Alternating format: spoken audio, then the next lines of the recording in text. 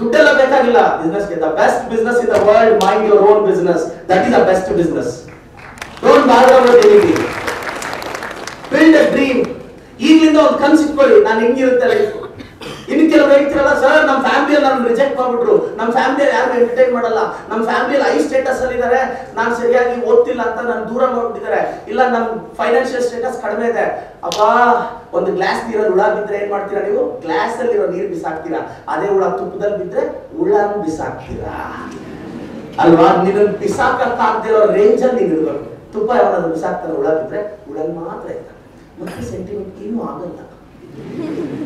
ನೀರಲ್ಲಿ ಯಾಕೆ ತೆಗೆದು ಕುಡಿಬಾರ್ದಾಗಿತ್ತು? ಚೀಪ್ ಆಗಿ ಸಿಗುತ್ತೆ ಅಂತ. ಅದಕ್ಕೆ make your value very big. ಮತ್ತೆ ಲೈಫಲ್ಲಿ ಬೇಜಾರೆಲ್ಲ ಆಗ್ಬೇಡ. ಸರ್ ಲೈಫಲ್ಲಿ ನಾನು ಮೋಸ ಹೋದೆ, ನೀನ್ ಮೈ ಮಾಡ್ತಿರ್ತಾನೆ ಪಕ್ಕದಲ್ಲಿರೋ ಕಳ್ಳ ಆಗೋದು, ನಿಂದು ತಪ್ಪಿರುತ್ತಲ್ಲ. ಯಾಕೆ ಈ ಏಜಲ್ಲಿ ಹೇಳ್ತಿದ್ರೆ dream big for 5 to 10 years. You should get the victory. ಅದ್ ಹೆಂಗಿರ್ಬೇಕು ಅಂದ್ರೆ ಸೌಂಡ್ ಮಾಡ್ಬೇಕು ಕರ್ನಾಟಕದಲ್ಲಿ. ಅಟ್ಲೀಸ್ಟ್ ನಿಮ್ಮ ಅಪ್ಪ ಗಟ್ಟಿಯಾಗಿದ್ದಾಗಲೇ ಥ್ಯಾಂಕ್ಸ್ ಹೇಳ್ಬಿಟ್ಟು. ಬದಲಾಗುತ್ತವೆ ನಾವೆಲ್ಲ ಸೆಲ್ಫಿಶ್ಗಳು. ಬಾಯ್ ಫ್ರೆಂಡೋ ಗರ್ಲ್ ಫ್ರೆಂಡೋ ಬರ್ತ್ಡೇ ಇದೆ ಅಂದ್ರೆ ರಾತ್ರಿ 12 ಗಂಟೆವರೆಗೂ ವೆಯ್ಟ್ ಮಾಡಿ, ಫಸ್ಟ್ ವಿಶ್ ಮಾಡಿ, ಫಸ್ಟ್ ಮೆಸೇಜ್ ಹಾಕೋ. ನಮಗೆ ಬೆಳಗಿನ ಜಾವ 8 ಗಂಟೆ ಆದರೂ ಹಾಲಲ್ಲಿ ಬಂದಿರೋ ಅಪ್ಪನಿಗೆ ಹೋಗಿ ಹ್ಯಾಪಿ ಬರ್ಡೇ ಅಂತ ಹೇಳಕ್ಕೆ ಈಗ ಅಡ್ಡ ಬರುತ್ತೆ. ತಪ್ಪು ನಿಮ್ದು ಅಲ್ಲ, ಅಪ್ಪ ಅಮ್ಮದು ಅಲ್ಲ, ನೆಸೆಸಿಟಿ ಇದು. 5ನೇ ಕ್ಲಾಸ್ 6ನೇ ಕ್ಲಾಸ್ವರೆಗೂ daddy happy birthday, mummy happy birthday. ಆ ಪ್ರೀತಿ ಕಡಿಮೆ ಆಗ್ತಾ ಬರ್ತಾ ಇರುತ್ತೆ. ಇಷ್ಟೇ. ಯಾವತ್ತೂ ಅಪ್ಪ ಅಮ್ಮಗೆ 12 o'clock ಅಲ್ಲಿ ಸಡನ್ ಆಗಿ ಫೋನ್ ಮಾಡಿ happy birthday daddy, happy birthday mummy ಅಂತೇಳಿ ತುಂಬ ವರ್ಷಗಳಾಗೋಯ್ತು ಮಗ. ಯಾಕೆಂದ್ರೆ ನೆಸೆಸಿಟಿ ಮುಗಿದೋಯ್ತು. ಫ್ರೆಂಡ್ಗೆ, ಕ್ಲಾಸ್ಮೇಟ್ಗೆ, ಫ್ರೆಂಡ್ಸ್ಗೆ. ಅದ್ರ ಅರ್ಥ ಅಪ್ಪ ಅಮ್ಮ ಇಷ್ಟೇ ಜೀವನ. This how life leaves. ನಾನು ಕೆಲವರು ಪೇರೆಂಟ್ಸ್ಗೆ ಅಡ್ರೆಸ್ ಮಾಡ್ತಿದ್ದೆ ಇವಾಗ MES ಕಾಲೇಜಲ್ಲಿ ಗೆಸ್ಟ್ ಆಗಿ ಬಂದಾಗ ಹೇಳ್ತಿದ್ದೆ. ಕೆಲವರು ಎಮೋಷನಲ್ ಆಗ, ಸರ್ ಮಕ್ಕಳ ಮೇಲೆ ಜಾಸ್ತಿ ಆಸೆ ಇಟ್ಕೋಬೇಡಿ ಸರ್, ನಿಮಗೆ ಮದುವೆ ಆದ್ಮೇಲೆ ಹೆಂಗೆ ನಿಮ್ಮ ಮಕ್ಕಳ ಬಗ್ಗೆ ನೀವು ಯೋಚನೆ ಮಾಡ್ತಾರೆ, ಅವರು ಅಷ್ಟೇ ಸರ್. ಅವ್ರ ಮದುವೆ ಆದ್ಮೇಲೆ ಅವ್ರ ಮಕ್ಕಳ ಬಗ್ಗೆ ಯೋಚನೆ ಮಾಡ್ಕೊಂಡು ಹೊರಟೋಗ್ತಾರೆ, ನಿಮ್ಮ ಬಗ್ಗೆ ಎಲ್ಲ ಯೋಚನೆ ಮಾಡಲ್ಲ ಸರ್. ಇದೇ ನಿಜ. ಆದಷ್ಟು ಗಟ್ಟಿಯಾಗಿದ್ದಾಗ ಸ್ವಲ್ಪ ದುಡ್ಡು ಹಾಕೊಂಡು ಆರಾಮಾಗಿದೆ ಸರ್, ಅಷ್ಟೇ. ಜಾಸ್ತಿ ಕನ್ಸಲ್ಲೇ ಇಟ್ಕೊಬಿಡಿ. ನಮ್ಮ ಮಕ್ಕಳನ್ನ BE ಮಾಡಿಸಿದೆ, MBBS ಮಾಡಿಸಿದೆ, IIT ಮಾಡಿದೆ. ನೀನು ಯೋಚನೆ ಮಾಡೋದು ನಿನ್ನ ಹೆಂಡತಿ ಮಕ್ಕಳ ಬಗ್ಗೆ, ನಿನ್ನ ಹಸ್ಬೆಂಡ್ ನಿನ್ನ ಮಕ್ಕಳ ಬಗ್ಗೆ, not about the parents. This a hard reality of the life. ನಂಬಕ್ಕೆ ಸಾಧ್ಯ ಇದ್ರು ಆಗದೆ ಇದ್ರು ನಂಬಲೇಬೇಕು. ನಾನೆಲ್ಲ ಬುಕ್ಕಲ್ಲಿ ಓದ್ಕೊಂಡು ಬಂದು ಹೇಳ್ತಾ ಇಲ್ಲ, ಬದುಕಲ್ಲಿ ಅರ್ಥ ಮಾಡ್ಕೊಂಡು ಹೇಳ್ತಾ ಇದ್ದೀನಿ. ರಿಯಾಲಿಟಿ ಇಷ್ಟೇ. ತುಂಬ ಜನಕ್ಕೆ ಏನೋ ಮಾಡಬೇಕು ಅಂತ ಸ್ಟ್ರಗಲ್ ಮಾಡಕ್ಕೆ ಹೋಗ್ತಾರೆ. ಸರ್ವೈವಲ್ ಆಫ್ ದ ಫಿಟ್ಟೆಸ್ಟ್ ಅನ್ನೋ ಫಾರ್ಮುಲಾ ನಿಂದು. ನಾನು ಗೆದ್ದಿರೋದು ಸರ್ವೈವಲ್ ಆಫ್ ದ ವೀಕೆಸ್ಟ್ ಅನ್ನೋ ಫಾರ್ಮುಲಾ ನಂದು. ವೀಕೆಸ್ಟ್ನ ಸರ್ವೈವಲ್ ಮಾಡಿಸ್ಬೇಕು ಅನ್ನೋ ಇದು ನಮ್ದು.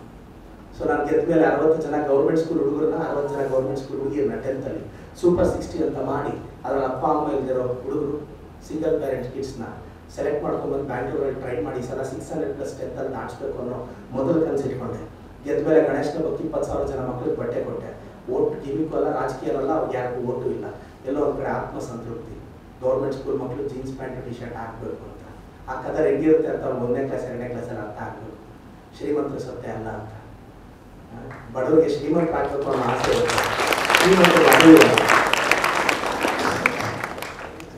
ಇಷ್ಟು ದೂರ ರಾಜಕೀಯದಲ್ಲಾಗಲಿ ಜೀವನದಲ್ಲಾಗಲಿ ಬಂದಿದ್ದೀನಿ ಅಂದರೆ do you think I am a talented? No.